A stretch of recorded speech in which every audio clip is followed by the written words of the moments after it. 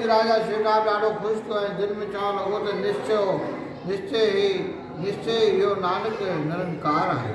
छो जो कलयुग जे समय में बिना श्री गुरु नानक साहिब जे जो अहिड़ो को बि संत न आहे जो इन्हनि 5 विकारनि खां छुटल हुजे। एतिरो चई पेरनि उघाड़े उथी साहिबनि वटि आयो ऐं गुरु महाराज वण जे हेठां राजा खे पुठी ॾेई वेठा हुआ। राजा बि पंहिंजो निश्चो रखी हथ जोड़े बीह रहियो। तव्हांजो बराबरि 2.5 पैर बीठे निभरी विया। धन गुरु नानक 2.5 पैर में सुबुह 6 खां 9 1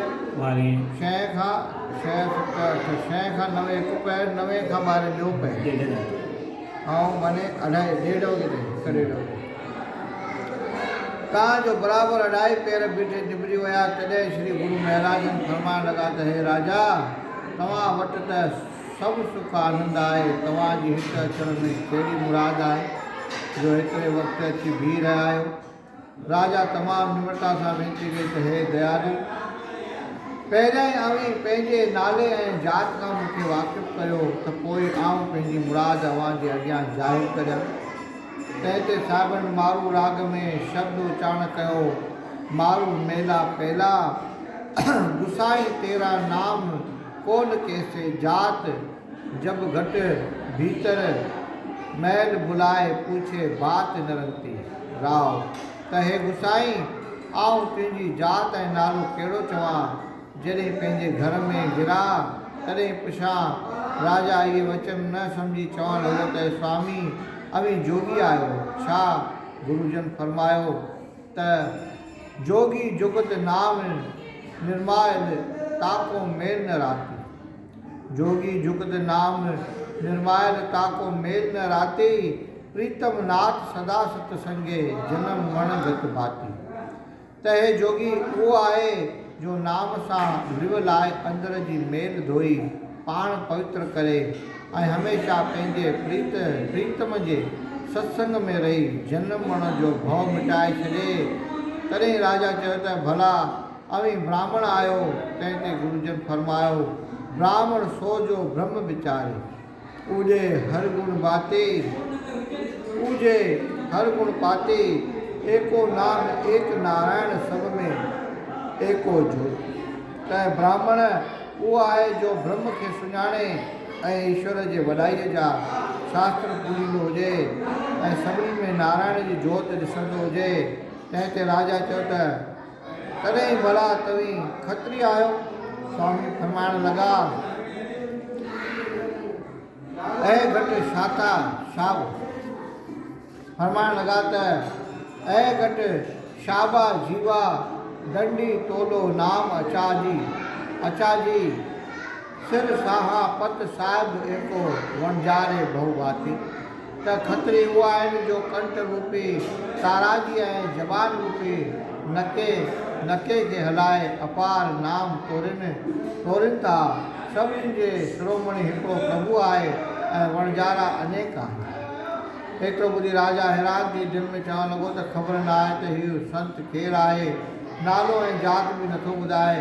इहो वीचार करे राजा वरी वेनती करे पुछणु लॻो त स्वामी, जे गुरु गोरखनाथ हुजो त कृपा करे ज़ाहिर करियो। तंहिं ते सतगुरुनि फरमायो, धर पर गगन पर गोरख ताका अगम, गुरु पिन वासे अंतर ॿाहिरि एको ॼाणे त नानक भैया उदास। त पृथ्वीअ जे मथां आसमान ऐं आसमान ते गोरख आहे ऐं संदसि गुरु बि उते रहे थो। नानक उदासी उहो आहे जो अंदरि ॿाहिरि हेठि मथे हिकिड़ो ई ॼाणे थो। धन गुरु नानक साहिब की। बसि नानक उदासी नालो ॿुधी राजा शिवनाग ॾाढो ख़ुशि थियो ऐं वारो स्तुति करे चवणु लॻो त मुंहिंजा वॾा भाग चइबा तो तव्हां साहिबनि मूंखे हिकु घर वेठे अची दर्शन ॾेई निहाल कयो आहे। धन गुरु नानक साहिब की। ॾिसो संसार हेॾा पदार्थ हूंदे बि राजा जो मन गुरु नानक साहिब में एतिरो सिक सां भरियलु हो जो हेॾे समय ताईं उन इंतज़ारु कई। वरी उन खां पोइ मञे समय ताईं इंतज़ारु मञे ऐं मंगल दीप में उन लाइ आया ख़ासि हेॾा ॾींहं। वरी उते विया पेड़ा उघाड़ा त उते 2.5 पैर माने मंझंदि ताईं सुबुह खां वठी मंझंदि ताईं उते हिकु पहिरियों गाड़ो हिकु सरीको बीह हुनखे कोई संसारी चाह न पदार्थनि में गुरू जे दर्शन जिस जन को प्रभु दर्श प्यासा नानक ताको बल बल जासा साहिबनि बाणी दिया साहिबनि मूंखे हिते घर वेठे अची दर्शन ॾेई निहाल कयो आहे इहे चई 3 दफ़ा परतिखड़ा ॾेई साहिबनि जे चरणनि ते सिर निवाए गंभीरताई सां अर्ज़ु करणु लॻो त स्वामी मूंखे पंहिंजो दास सम्झी पंहिंजा पवित्र चरण घुमाए हली हिन दास जो घर पवित्र कयो। गुरुजन वरंदी ॾिनी त हे राजन पहिरियां ई तव्हीं हिकु धर्मशाला तयारु करायो त पोइ असीं हलंदासीं। राजा शिवनाथ गुरु महाराज जो हुकुम मञी मोटी पंहिंजे घर आयो ऐं अचण सां धर्मशाला जो कमु शुरू करायईं। जल्दी धर्मशाला ठही तयारु थी तंहिंखां पोइ चंदन अगर कपूर जो लेपण पाराए सुंदर पलंग विछाए विछड़ाए मथ सुंदर बिस्तरो विछाए सभु कंहिं क़िस्म जो बंदोबस्त रखी साहिबनि वटि आयो। गुरु महाराज राजा खे ईंदो ॾिसी अंतर ध्यान थी विया। धन गुरु नानक साहिब की जय। राजा साहिबनि खे न ॾिसी बेहोश थी ज़मीन ते किरी पियो। वाह हेॾो प्रेम ऐं हिकदमि ॾंदड़ पइजी वियसि। नौकर राजा जो इहो हाल ॾिसी हिकदमि उथी राजा खे चयो खयो ऐं पखो हणी होश में आंदाईंसि। राजा होश में अची गुरु महाराजनि जे वेहण वारी जॻह ते निहारे गमगीन थी पुछण लॻो त 3 तापनि जो नाश करण वारा ऐं जनम मरण खां छुटाइण वारा सतगुरु नानक साहिब केॾां हुया। ईअं जे राजा उथी खड़ो थियो ऐं चरनि वांगुरु वणनि टिणनि पर्वतनि ऐं समुंद्रनि खां गुरु महाराज जो दस पुछण लॻो पर किथां बि जवाबु न मिलियो। हेॾो प्रेम आख़िर रड़ियूं करे पुकारण लॻो ऐं अखियुनि में पाणी आणे हेॾां होॾां निहारण लॻो ऐं मुर्छा थी ज़मीन ते किरी पियो। धन गुरु नानक हेॾो प्रेम वाह धन धन। राजा खे तमामु लाचार हालत में ॾिसी श्री गुरु महाराज प्रगट थी हथ में पखो खणी राजा खे हवा करण लॻा। धन गुरु नानक साहिब की जय। पारब्रह्म परमेश्वर पूरे ब्रह्मांड जा मालिक पाण पखो था हवा करण लॻा ऐं कपिड़े सां अखियूं ऐं मुंहुं भरण लॻा। ताजो राजा बि सुजाॻ थियो ऐं साहिबनि खे पंहिंजे अॻियां वेठल ॾिसी यकदमि गुरु महाराजनि जे चरणनि ते किरी पियो ऐं चवणु लॻो त स्वामी धर्मशाला ठही तयारु थी वई आहे। तव्हीं हेतिरो वक़्तु केॾां हलिया विया हुआ कृपा करे हाणे हली धर्मशाला में विराजमान थियो। श्री गुरु महाराज वेनती ॿुधी राजा सां गॾु धर्मशाला में विया ऐं हिकु सुंदर पलंग ते चढ़ी वेठा। सॼे देश में ख़ुशियूं आनंद थी विया। देश जा पुरुष तोड़े स्त्रियूं गुरुजन जे दर्शन लाइ अचण लॻा। राजा केतिरियूं भेटाऊं खणी गुरुजन जे अॻियां रखी हथ जोड़े स्तुति करणु लॻो। तंहिंखां पोइ चंदन ऐं गुलनि जी वर्खा करे चौमुखी आरती ॿारे प्रेम सां करणु लॻो। राजा ॿई हथ जोड़े साहिबनि खे तमामु आधीनता सां चवणु लॻो त हे नाथ दीन बंधु भगत वशल कृपा करे मूं दास खे सारे देश ऐं धर्मशाला खे पवित्र कयो अथव।